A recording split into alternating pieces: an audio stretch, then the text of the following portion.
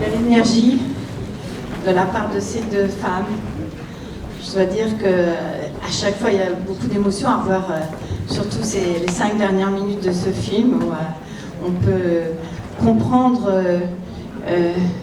le regard aiguisé de cette dame qui a presque 101 ans quand elle fait cette émission de télévision. C'est 3 semaines avant qu'elle ne disparaisse. Et puis le sens de l'humour qu'elle a, dont on ne parle pas assez souvent. Et puis voilà, la chance énorme qu'on a eue avec Antoine, parce que ce film, faire une biographie d'une légende comme ça, comme Alexandra Davinel, avec une femme qui l'a vraiment connue et qui a donc pu faire une vraie narration vivante, ça a été un vrai cadeau, ce qui fait que ce film, 30 ans après, il continue de tourner.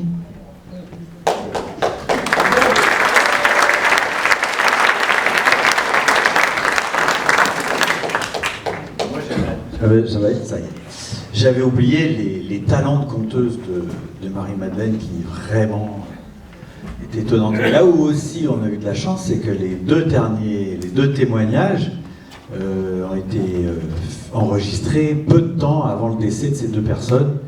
Madame Williams et Monsieur Labussière, que je connaissais depuis des années et à qui je disais toujours « attendez-moi, ça met du temps pour pouvoir mettre en place ce projet de film, mais surtout attendez-moi parce qu'on voudrait vraiment pouvoir recueillir votre témoignage puisque ça faisait partie des seules personnes qui avaient rencontré Alexandra très jeune. Et donc ils nous ont attendus, mais ni l'un ni l'autre n'ont pu voir le film terminé. Madame Williams est décédée 2 mois après et Monsieur Labussière aussi, pareil. Donc on était heureux d'avoir pu recueillir leur témoignage. Voilà, et puis depuis, il y a eu ce travail, cette biographie. Pour ceux qui connaissent la maison de Digne, il y a un travail remarquable qui est fait à travers l'équipe de conservation qui a transformé la maison en musée, en maison d'écrivains, plus le parcours du musée à côté. Je vous conseille vivement d'y aller. Il n'y a plus Marie-Madeleine pour nous accueillir à n'importe quelle heure du jour, mais il y a vraiment plein de gens formidables. Et puis elle a vécu, on est toujours en train de dépouiller des archives. J'ai pu compléter tout ce que je savais sur elle dans le livre que j'ai écrit parce que on a ouvert des valises qui n'avaient jamais été ouvertes, on a découvert des correspondances, on est encore en train d'en sortir. On vient de sortir un livre inédit d'elle, qui est le premier récit qu'elle a vraiment fait dès son retour de Lhasa, quand elle n'était même pas encore en train de rentrer en Europe, mais qu'elle était encore en Inde. Enfin, il y a encore plein de choses à découvrir autour d'elle. Voilà. Et le tournage, ça a été épique. On a eu beaucoup d'anecdotes. C'est vrai que c'est un petit peu compliqué parce que c'était donc le Sikkim qui se trouve au nord de l'Inde, qui est annexé quand, je ne sais plus. Il a été annexé par l'Inde en 1975. Et donc c'était un endroit qui était très délicat dans la mesure où ça touche la Chine. Et Jeanne avait prévu d'aller dans cette grotte qui se trouve dans le nord du Sikkim. Et on n'avait absolument pas le droit. Enfin, au départ, c'était oui. Et quand on est arrivé sur place, c'était non. Et alors là, j'ai vu la combativité de Jeanne qui leur a rentré dans le chou. Et on a réussi quand même à avoir l'autorisation de monter dans le nord, caméra cachée, interdiction de la sortir sur la route, etc. Et d'ailleurs, j'ai regretté, moi, parce que sur la route, il y avait effectivement pas mal de campements militaires, des choses comme ça. Et vous savez, les militaires, ils ont des tentes bariolées de camouflage avec vous savez, des formes qui sont un peu cassées, etc. Des couleurs comme du brun, du kaki, du vert.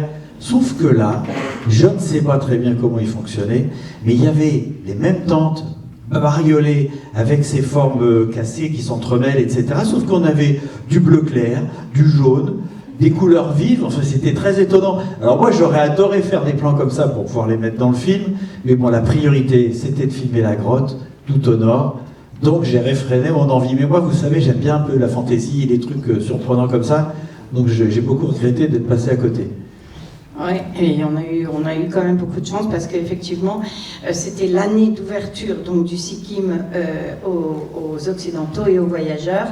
et l'autorisation, même les gens qui nous avaient accueillis pour la restitution de cette statuette tremblaient à l'idée de faire un faux pas par rapport à tous les checkpoints et les points de contrôle qu'il y avait, parce qu'à l'époque, même si les satellites existaient déjà et qu'on sait très bien qu'on pouvait voir à l'intérieur des maisons, eh bien, c'était absolument interdit d'avoir une caméra ou même un appareil photo dès qu'on prenait la route du Nord. Alors sur le papier, on avait effectivement autorisé Marie-Madeleine à pouvoir se rendre en pèlerinage dans cette grotte, mais une fois qu'on est arrivé, qu'on a restitué la statuette et que les grands événements officiels avec les autorités locales avaient été terminés, eh bien, on a eu une fin de non-recevoir. Et là, moi, j'avais écrit le film avec la grotte qui était, d'ailleurs, on a changé. Après, évidemment, j'ai appris justement avec Antoine qu'il ne pouvait pas y avoir de fin. Donc, puisqu'il y avait la mort d'Alexandra, il ne pouvait pas y avoir aussi la grotte en fin. Donc, mais dans mon premier jet d'écriture, la grotte était évidemment le moment culminant du film. Et je n'imaginais pas une seconde pouvoir ne pas avoir cette séquence. Donc, j'ai fait que ce que je savais faire, c'est-à-dire que j'ai fait une crise de nerfs, j'ai tapé, j'ai pleuré, j'ai essayé mon pavé pendant 2 jours, et puis au 3e jour... Et elle a emporté le morceau. Quelqu'un a eu pitié de moi. Et ce qui était aussi très étonnant, ça, du point de vue du tournage, c'est que quand on est arrivé au bout de la route, là où on devait s'installer pour après faire cette petite randonnée à pied. Grosse randonnée sous la neige. Ouais, bah, j'ai oublié. Ouais. Moi, ce qui m'a le plus surpris, c'est qu'ils nous ont mis dans une genre d'une école ou quelque chose comme ça, et il y avait un grillage autour. Et là, il y avait plein de gens qui nous regardaient, parce que ça faisait des années, voire ils n'en avaient jamais vu, qu'il n'y avait pas eu d'étrangers comme ça. Pour eux, on était vraiment des extraterrestres. Et ce qui m'a touché, parce que moi je voyageais déjà depuis pas mal de temps, c'est qu'ils ne parlaient pas. Il n'y avait pas une personne, ils ne disaient rien, ils nous regardaient dans un silence absolu. Et on sentait vraiment pas la gaieté, quoi. C'était très étonnant. Parce que arriver dans un endroit où les gens n'ont jamais vu d'étrangers, etc., au contraire, c'est l'attraction. Ça bouge, ça plaisante. Là, c'était un silence de mort et c'était vraiment très impressionnant. Bon, regarde ça. Est-ce que vous souhaitez poser quelques questions ou voilà, tout est clair? Vous avez envie de... Oui, madame. Est-ce que c'était le train qui est rentré en gare de la Ciotat? Non, mais il y a de l'idée. Mais c'est un train qui est visité par tous les passionnés de train et toutes les associations, les amis des chemins de fer. À travers le monde, il est réputé. Il a l'écart de rail le plus étroit et surtout, il a été conçu avec des... En anglais, ils appellent ça des loops qui font 360 degrés. Et qui, tu passes, tu fais tout le tour et tu repasses partout. Et qui arrive comme ça à grimper jusqu'à Darjeeling, qui est à 2500 mètres, mais Darjeeling étant étagé dans la montagne, on arrive presque à 2008. Et quant à l'endroit de la grotte, bon, là, il n'y a plus de train qui passe, mais la grotte, elle est à plus de 4000 mètres. Hein. Et c'est là où on se rend compte de ce que cette femme... qui a commencé à voyager à l'âge de 43 ans, elle est partie il y a 43 ans, elle rentre dans la Lhasa à 56 ans, et elle passe 14 années sur le plateau tibétain, dans des conditions météo absolument dures, épouvantables, éprouvantes. Elle a vraiment accompli des exploits plus d'une fois à vivre dans ces conditions-là. Mais donc le train, voilà, il est encore connu, il fonctionne encore comme ça, il est maintenant électrique, mais il y a une fois par jour, il y a un tour qui se fait pour les amateurs de train avec les vieilles locomotives à vapeur. Une question, est-ce qu'il y a toujours des gens, des ermites qui prient dans cette grotte? Oui. Oui. Oui. Est-ce qu'il y a toujours des ermites qui prient dans cette grotte? Je dis pour les gens qui ont... Et est-ce que j'ai vraiment bien compris qu'elle est restée, enfin elle et l'autre homme, le jeune homme, elle est restée plusieurs mois sans voir personne? Pas sans voir, à vivre, plusieurs mois à vivre. Alors le principe c'est celui-là.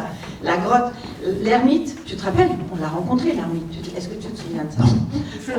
quand on arrive et qu'on tourne, et que Marie-Madeleine, évidemment, s'effondre d'émotion, même nous, on avait la chair de poule, parce qu'elle était là où Alexandra avait été, il y avait toutes les photos, enfin, vraiment, elle disait presque je de temps en temps, tellement elle s'identifiait à cette femme avec qui elle avait vécu nuit et jour pendant 10 ans. Et bien, juste après, on a fait un peu de bruit, et juste après, on a vu quelqu'un descendre. Et c'était l'ermite, parce que le principe, c'est celui-là. Le Gomchen lui avait proposé, puisqu'elle désirait tellement pénétrer toute cette connaissance et cette science, eh bien, d'aller jusqu'au bout. C'est-à-dire non seulement d'apprendre le tibétain, mais ensuite de rentrer en retraite, comme le font ses disciples qui décident de s'initier à ces pratiques beaucoup plus approfondies. Et donc le principe, au-dessus, il y a une grotte avec un ermite, on l'a rencontré, il est venu nous voir. Et évidemment, c'était le descendant du Gomchen, mais c'est toujours, il y a une transmission orale dans ces régions. Donc il y a un maître qui transmet à un disciple, et après ce disciple va prendre sa place dans la grotte. Donc dans presque toutes les grottes, même encore aujourd'hui au Tibet ou dans d'autres régions, un petit peu moins qu'avant, parce qu'il y a moins d'hommes qu'avant qui se consacrent à la vie monastique, mais on rencontre des ermites qui passent plusieurs années, ces hommes-là, pour aboutir dans leur cycle d'initiation.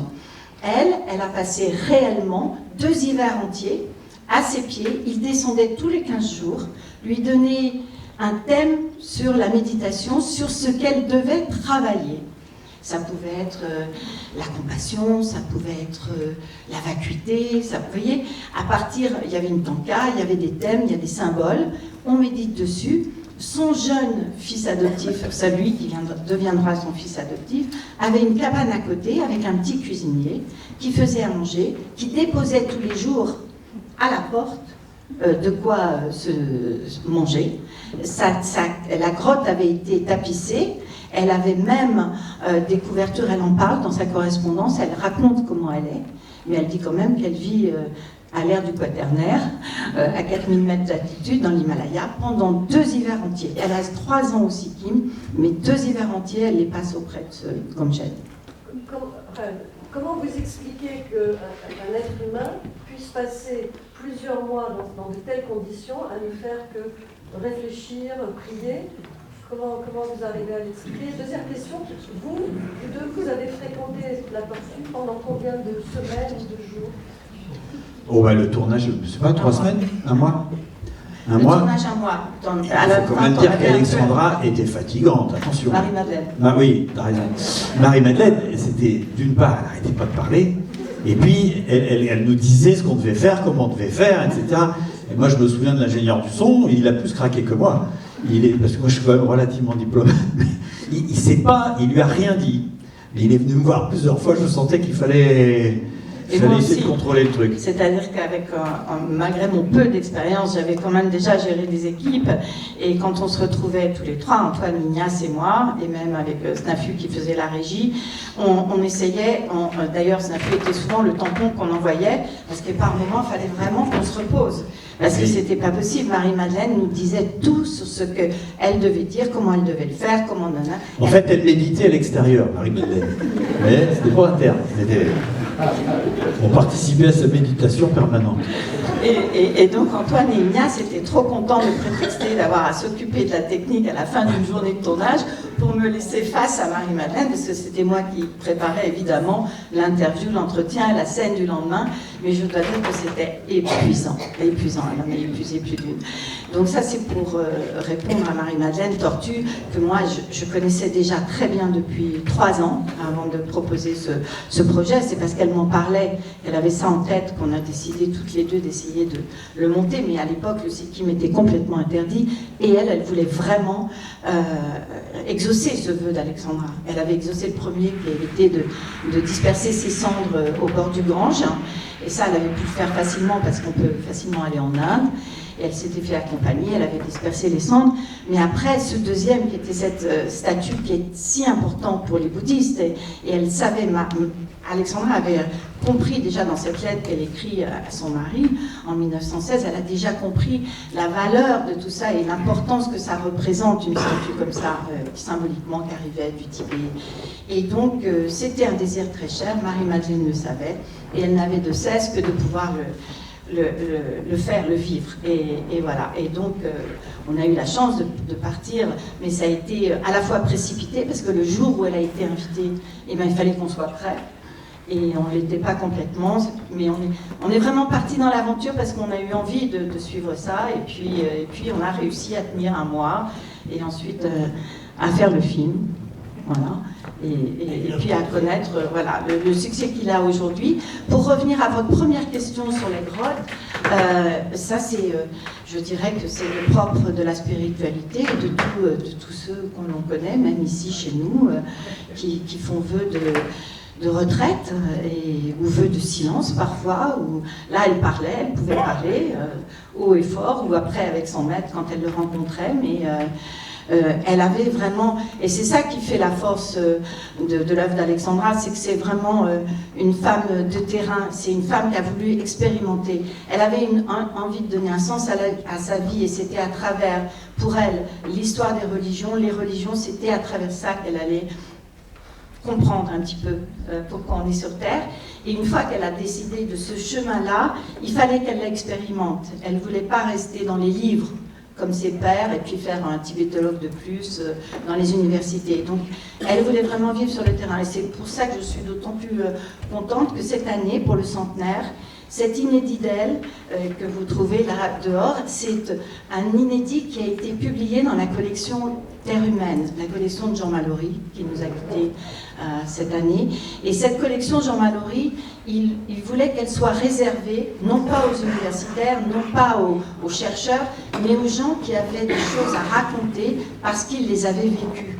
Et c'était vraiment dommage qu'il n'y ait pas jusqu'à présent d'œuvres sur le Tibet et qui parlent de ça. Et donc voilà, Alexandra est maintenant publiée dans la collection Terre humaine.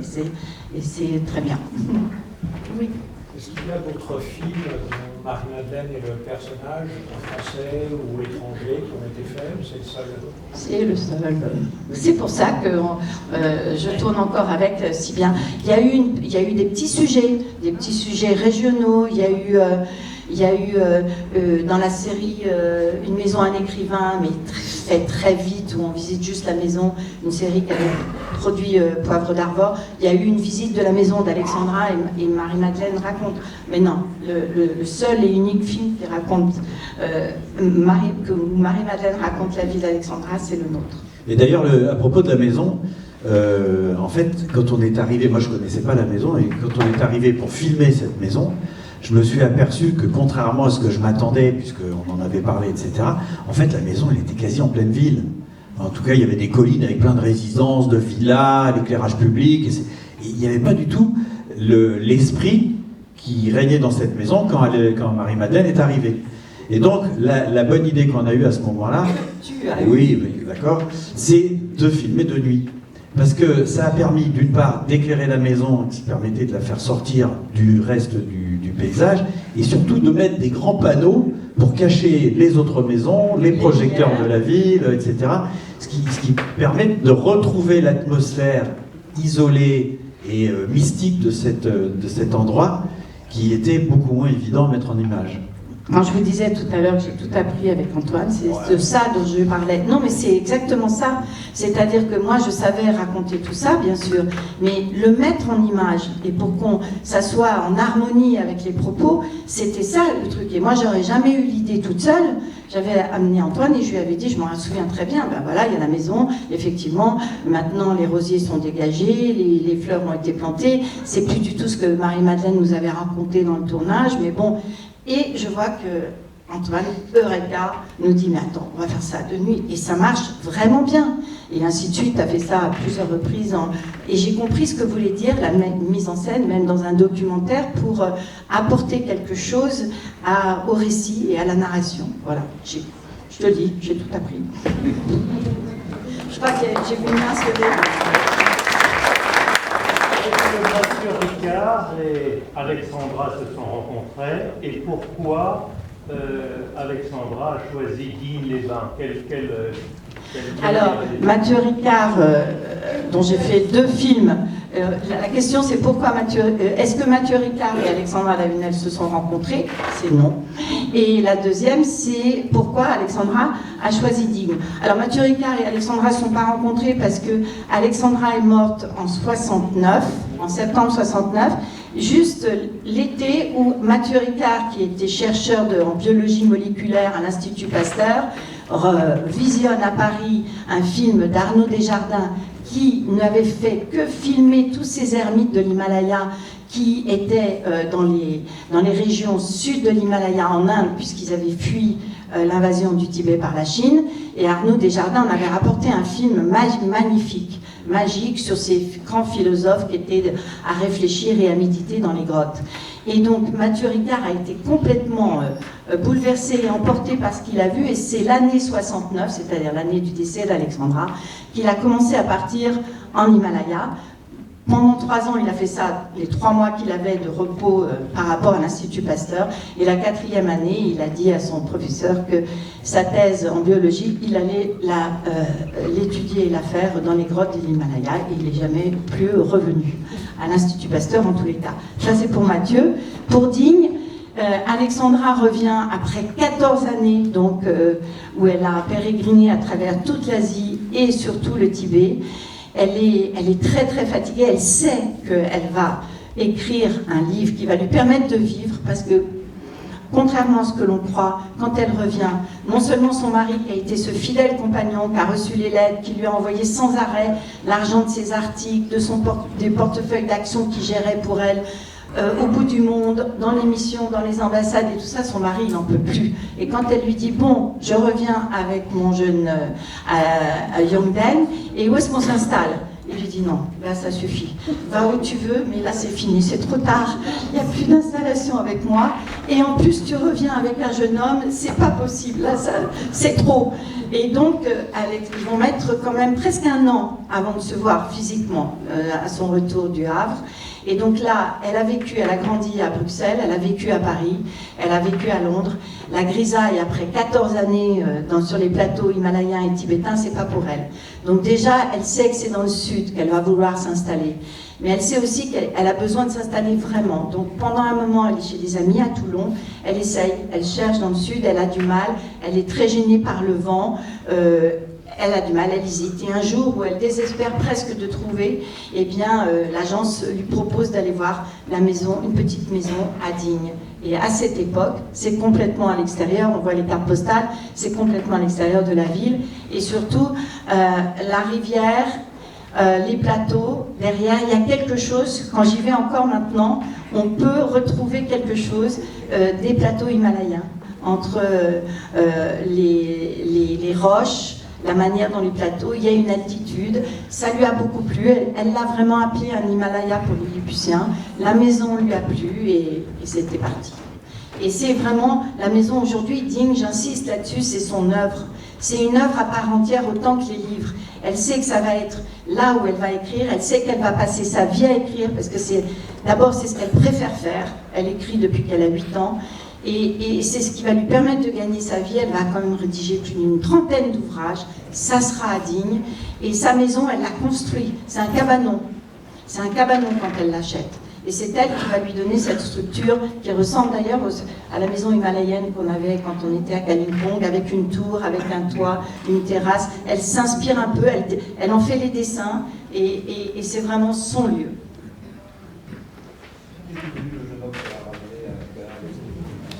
Eh bien, c'est Yongden, c'est son compagnon de voyage, elle l'adopte, et puis son mari finit par donner l'autorisation, parce qu'à cette époque-là, une femme, non seulement elle n'a pas un compte en banque, mais elle n'a rien du tout sans l'autorisation du mari, donc il faut que Philippe lui l'autorise à adopter cet enfant, ce qui finit par faire 1 an plus tard. Ils vont même être amis.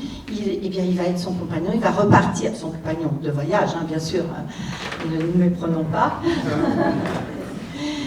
Et puis, Et puis ils repartent en 37, ils vont repartir 10 ans, ils vont repasser toute la Seconde Guerre mondiale, ils vont être complètement là-bas. Et quand il va revenir, eh bien, il continue à écrire avec elle. Elle ne pourrait pas avoir fait tout ce qu'elle a fait sans lui. C'est lui qui lui traduit les ouvrages qu'ils ont rapportés, c'est lui qui lui structure.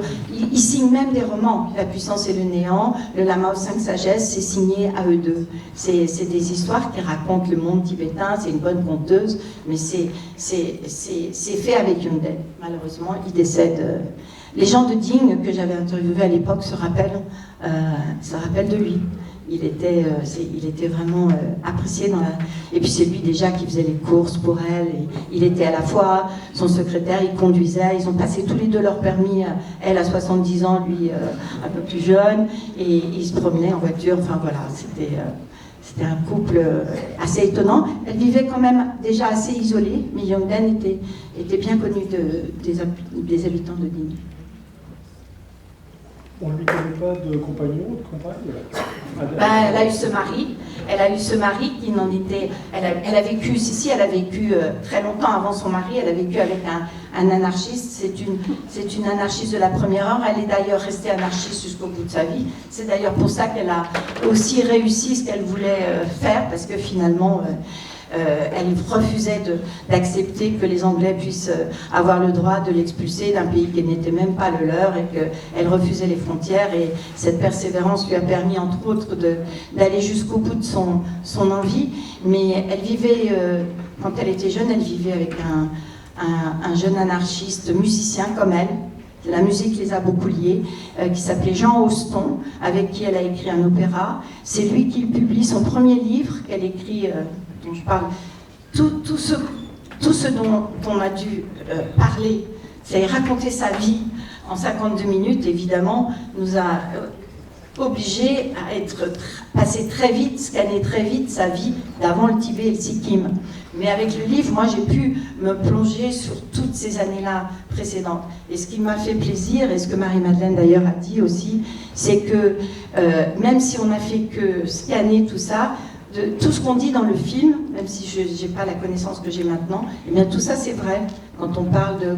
c'est vrai qu'on avait vraiment bien travaillé ces archives. Elle nous avait laissé l'autorisation, t'étais arrivée pour le tournage, mais moi j'avais préparé en amont et j'avais pu ressortir quand même le principal. Et dans le film on dit très vite, mais qu'elle a écrit un opéra, qu'elle a eu cette vie de cantatrice pendant 10 ans, avec Jean Auston, qui était musicien et qui l'accompagnait dans les tournées qu'il faisait jusqu'en Indochine.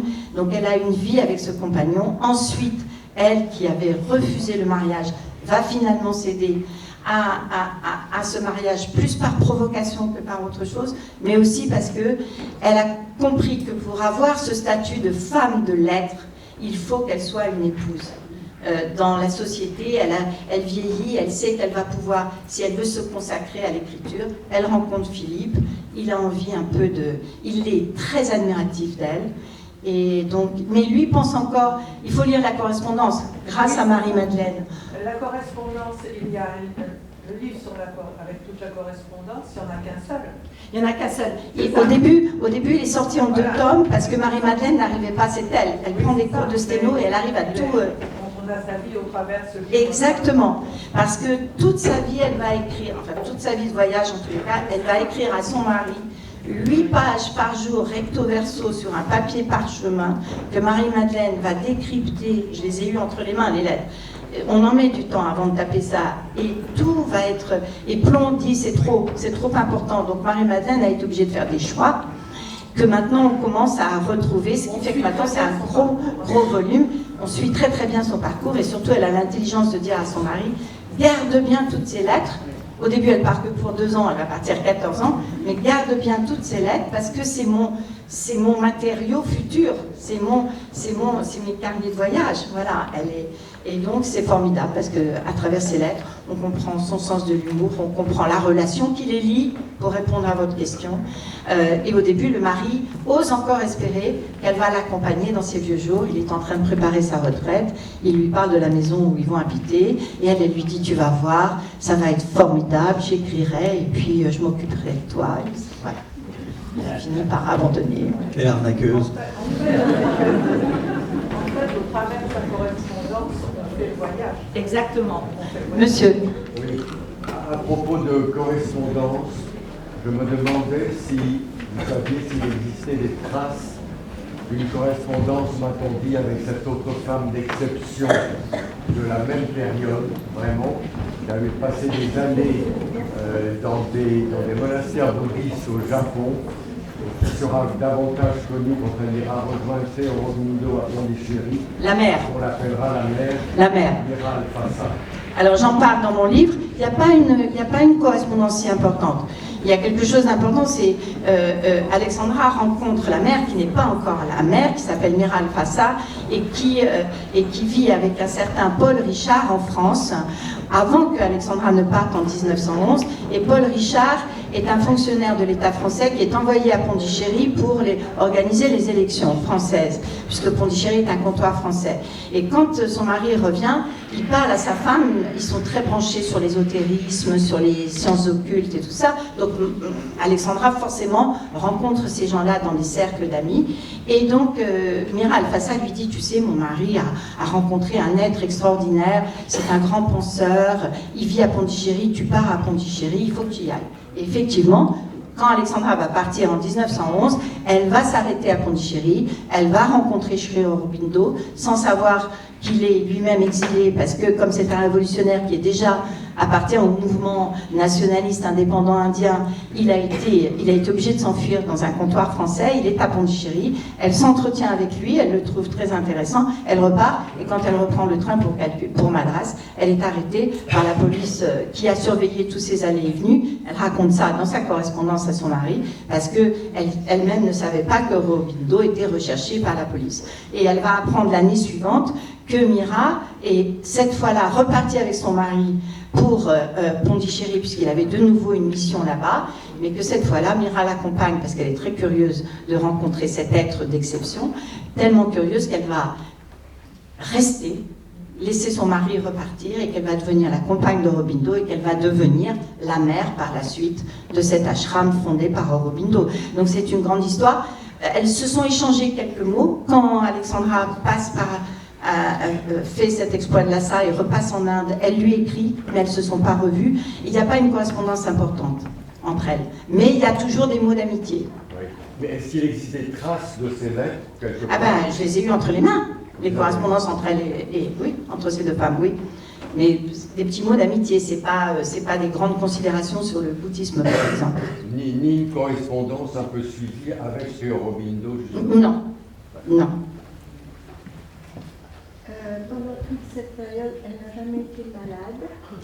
Alors, les seules fois où on me demande si Alexandra n'a jamais été malade. Alors, les seules fois où Alexandra était malade, c'est quand elle revenait à la maison. Sur ses carnets, partout. Et alors, une seule fois quand même, la dernière fois, quand elle a 75 ans et que 70 ans, elle repart, elle est au consulat de Chengdu, la Chine est à feu et à sang, c'est la guerre civile, et elle veut quand même aller jusqu'aux marches tibétaines, et là, elle rencontre le docteur Béchamp du consulat de Chengdu, qui lui dit non, là, dans votre état, je vous laisserai pas repartir, repasser d'école à 3000 mètres, 4000 mètres, et elle lui dit, mais si, je sens que il faut que j'aille là-bas, et donc, elle l'écoute pas, elle y va, et pourtant, il y a la lettre du docteur qui dit elle est vraiment en mauvais état, et finalement, elle va passer 5 ans auprès des missionnaires, avec très peu à manger, à s'alimenter, mais tout ira bien. Et c'est entre ces voyages, c'est quand elle rentre à la maison qu'elle souffre d'une profonde neurasthénie, ça c'est, voilà, mais ensuite qu'effectivement, elle a des maux, mais jamais en voyage. C'est une belle leçon. D'ailleurs, c'est vrai que je l'ai remarqué aussi, quand on est passionné en voyage, c'est rare quand on est malade. Non? Je confirme totalement. Non, c'est vrai. Il nous arrive toujours des petits trucs avant ou après, mais pas pendant. Elle a été neurasthénique jusqu'à la fin de sa vie? Non, elle l'a été beaucoup dans sa jeunesse. Elle en parle beaucoup dans sa jeunesse, mais justement, à partir du moment où elle a trouvé cette voie et cette deuxième vie, on va dire, non, elle n'en parle plus. Voilà, je suis à votre disposition parce que je crois qu'il va y avoir un autre film, mais je suis à votre disposition dans la cour si vous voulez qu'on en parle.